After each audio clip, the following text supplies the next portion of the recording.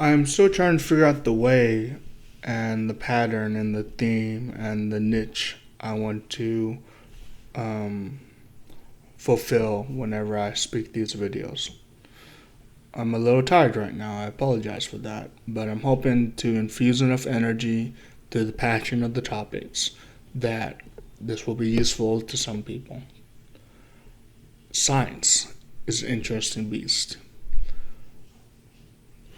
Science is different than math, but science uses math in order to prove its statements. Math, akin to logic, and what Aristotle said, and Euclid, and some other scientists and mathematicians, including Archimedes. It's a way of taking several facts that are connected in some unexplained way, explaining those connections, and getting new information from those connected facts. An example. I will attempt to do this without a drawing, but it's a pretty cool one.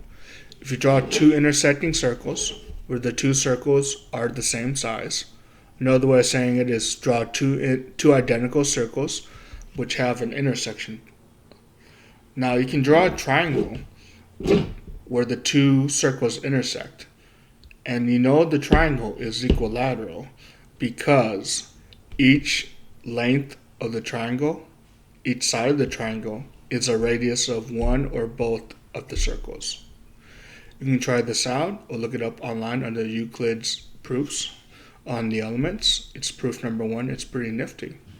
And I'm speaking extemporaneously because I cannot speak with flow, with emotion, with proper context with a speech or a script.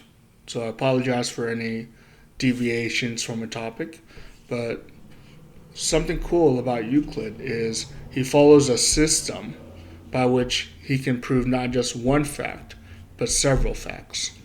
He begins with what he calls Euclid's common notions. What is a line? What is a point? What is a circle? What is a right triangle? What is a right angle? Etc., etc., etc. Then he goes from these common notions along with some basic facts about some axioms, I would say.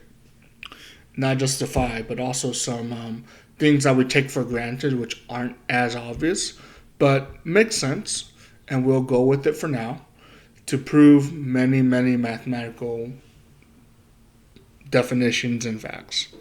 At the end of it, he proves the Pythagorean theorem through some very clever use of many, many mathematical common notions, facts, and axioms/givens.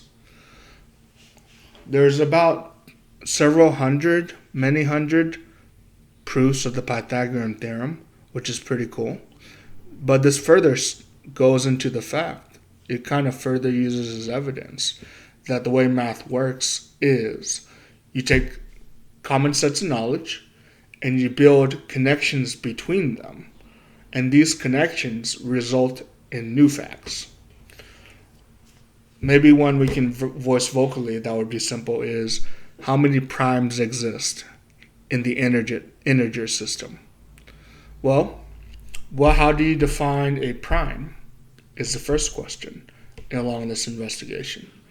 A prime is a number that has nothing it can divide by other than itself and 1. 5 is a prime because it can only be divided into another integer by 1 and 5. 5 divided by 5 is 1. 5 divided by 1 is 5. But 4 is not prime. It is composite is the term. Because 4 divided by 2 is 2. And 2 is neither 1 nor the original number of 4. So the question is, how many primes exist? Well, let's say we pick the largest prime we can think of and call it P.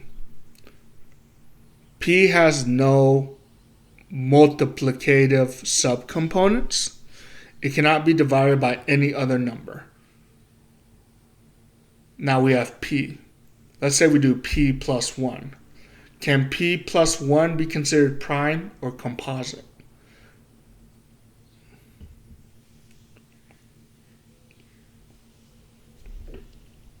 That's a good question. Sorry, I haven't looked at this proof in a while, so I'll have to do it in my head a little bit. Let's say P equals 5. That's the largest prime number we can think of. We add 1 to that. We get 6. 6 is divisible by 2 and 3.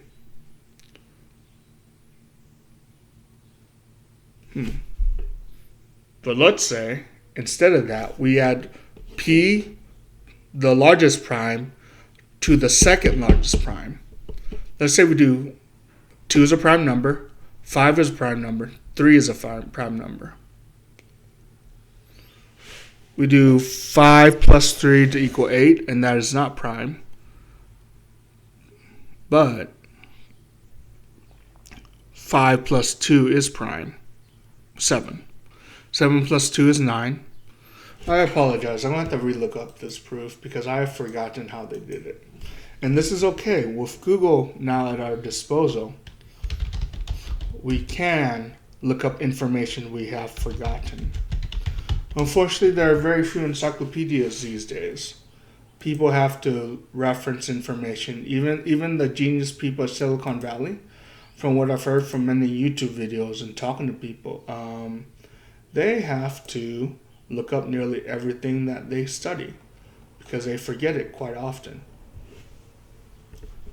Let's see. Suppose that P1 equals 2, P is less than P2 equals 3 for all primes, etc., etc.